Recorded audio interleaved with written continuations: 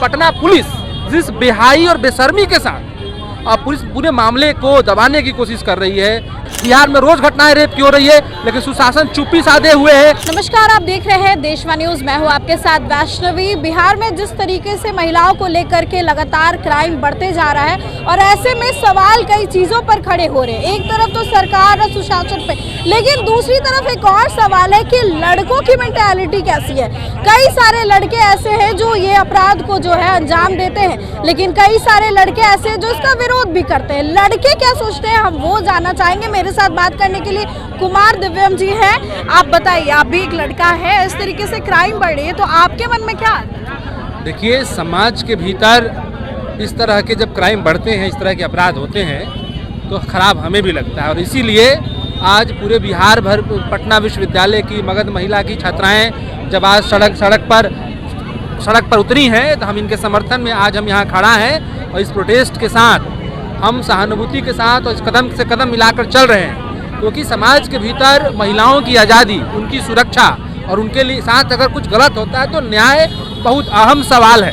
हम इन्हें अब आधी आबादी कहते हैं, लेकिन अब पूरा देख लीजिए कि इसी आधी आबादी के साथ पटना में एक नीट की छात्रा के साथ जो पूरी घटना घटती है, उस नीट की छात्रा के साथ जो घटती है, पूरी पटना पुलिस जिस बेहाई और बेशर्मी के साथ पुलिस पूरे मामले को दबाने की कोशिश कर रही है। इसमें लगातार जांच की मांग हो रही है। तो हम लोग और छात्राएं जो आज आई हैं, हम लोग इसी के लिए आए हैं कि इस पूरे मामले की सीबीआई की जांच हो। इम्परफेक्ट गर्ल्स हॉस्टल में जो घटना हुई उस मामले की सीबीआई की जांच हो। और बिहार में शंभू गर्ल्स हॉस्टल में, सभी गर्ल्स हॉस्टल की मैं बात कर रहा हूँ। और इसके साथ साथ पूरे बिहार में आप लगातार देखिए कि रेप कल्चर को नॉर्मलाइज किया जा रहा है। तो बलात्कार की संस्कृति को बढ़ावा दिया जा रहा है। अब सिर्फ घटना के तौर पे नहीं रह गया है, ये पूरे एक तरह से कल्चरली हेजमनी क्रिएट किया जा रहा है, बलात्कार की संस्कृति को स्थापित किया जा रहा है। तो हम इसके खिलाफ हैं, क्योंकि आए दिन घटनाएं हो रही हैं और इतनी घटनाएं होने लगी हैं ना, तो लोगों को अभी नॉर्मल लगने लगा है। तो रेप को नॉर्मलाइज करना समाज के लिए सबसे विभत्स है, और इस सोसाइटी के लिए और महिलाओं की सुरक्षा की तो दूसरी बात है, इस समाज के लिए। तो इसलिए इस समाज के भीतर लैंगिक भेदभाव के खिलाफ हम लड़ते रहे हैं। हम जिस छात्र संगठन से आते हैं, हम इस बात के स्टैंड रखते हैं कि कैंपसों के भीतर तमाम तरह के ये जो अन्याय हो रहे हैं इसके खिलाफ आवाज़ें उठें। और हमारी बहनें हैं, तमाम जो छात्राएं हैं पटना विश्वविद्यालय की स्टूडेंट लीडर होने के नाते, हम इनके प्रोटेस्ट में आज कदम से कदम मिला करके चलने के लिए आज यहाँ खड़ा हुए हैं और आपके सामने हैं। आप लोग कदम से कदम मिलाकर चल रहे हैं जरूर, लेकिन ग्राउंड में जो रियलिटी है वो बताइए। यूनिवर्सिटीज में लड़कियां पितृसत्ता काम करती है।